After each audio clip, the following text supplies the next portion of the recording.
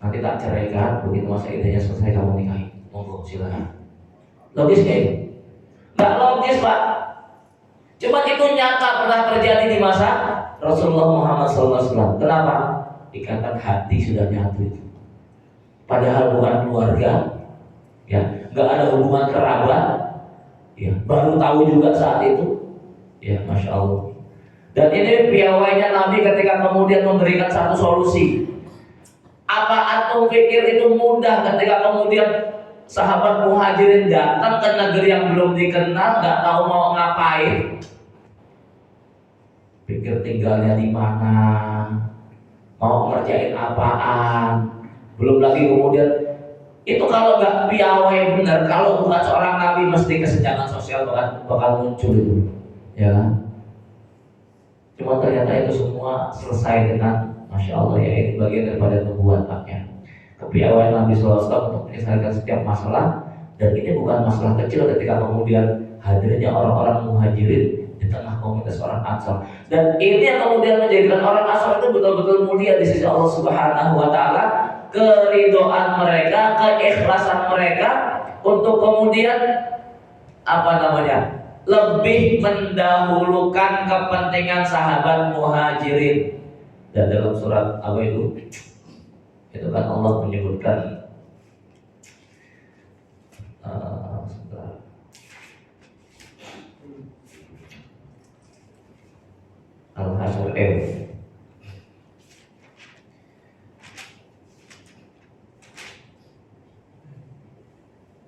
Al-Hasyr Al-Hasyr ayat 9, walladzina tabawwa'ud dar wal iman, mereka telah menempati negeri Madinah dan telah menyatakan beriman sebelum kedatangan Rasul, ya. Artinya karena sudah adanya dakwah Aqabah pertama kedua, Rasul belum sampai Madinah, penduduk Madinah sudah menyatakan beriman, ya. Walladzina tabawwa'ud dar wal iman min qablihim, sebelum kedatangan orang-orang muhajirin, yuhibbuna man hajara ilaihim, mereka sangat mencintai orang-orang berhijrah kepada mereka. Wala yajiduna fi sudurihim hajatan mimma utu, dan tidak didapati di dalam hati mereka hajat, ya, tidak didapati di dalam hati orang-orang Ansor itu rasa iri terhadap apa yang diberikan kepada muhajirin. Wa yu'thiruna ala anfusihim, bahkan orang-orang Ansor lebih mendahulukan kepentingan orang-orang muhajirin walau kana bihim khososoh, padahal orang Ansor juga butuh, ya. Sikap yang terbalik yang kalau kemudian itu dilakukan oleh kita, kalau misalnya kita kondisinya minim terus pengen bantuin orang, nggak cuma tetangga, mungkin juga orang tua atau bahkan anak istri, ente aja masih miskin belum bantuin orang. Terkadang sikap macam ini yang justru keluar dari kita. Ketika melihat seseorang berupaya pengen membantu orang lain, kita melihat kondisi orang itu yang kekurangan, ente nggak usah sok-sokan bantuin orang lah, gitu ya, kondisi ente aja masih susah. Padahal di sini Allah menyebutkan bagaimana kemudian orang Ansor, ya, mereka mendahulukan sahabat muhajirin walau kana bihim khososoh, sekalipun orang Ansor itu juga butuh. Orang Ansor butuh rumah, cuma kemudian lantaran ada muhajirin, rumahnya dibagi dua. Orang Ansor butuh lahan buat pertanian, cuma lantaran ada orang muhajirin, maka kemudian lahannya dibagi dua. Ini sikap antara mukmin dengan mukmin yang lain. Kenapa? Hubungan hati di antara mereka jauh lebih kuat daripada hubungan zahirnya, ya. Baik jamaah semoga Allah Subhanahu wa Ta'ala, ini satu poin dari kelebihan orang-orang Ansor, ya, di mana ya tidak berlebihan kalau kemudian Rasul menyebutkan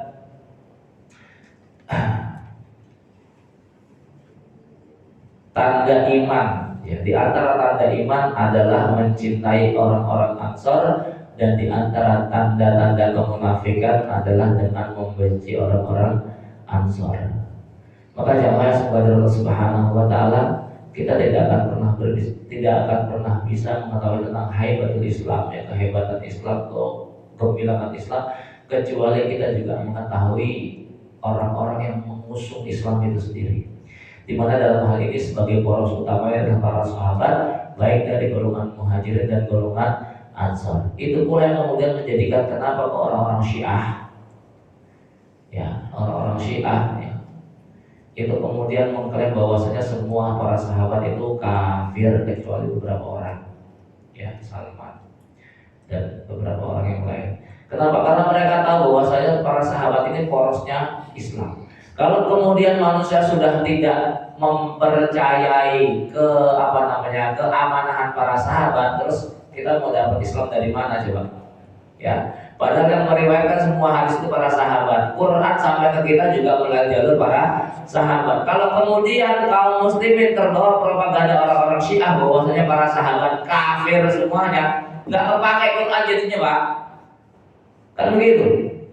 Ya, semua hadis-hadis jangan jadi gak kepakai. Kenapa? Para sahabat kafir berarti sudah gak bisa dipakai lagi, sudah hilang keadilan mereka, kan begitu. Sehingga Quran ini sudah berarti sudah banyak bercampur, hadis kemudian juga sudah banyak didistorsi. Kenapa? Karena porosnya sudah dihilangkan terlebih dahulu. Ini yang diinginkan oleh orang-orang Syiah. Kenapa mereka kemudian mengkafirkan seluruh para sahabat Rasulullah Muhammad SAW, apalagi dengan ibunda Aisyah. Karena ibunda Aisyah itu kan periwayat hadis nomor 2 terbanyak kan setelah Imam Bukhari. Apalagi bicara Imam Bukhari, ya Masya Allah.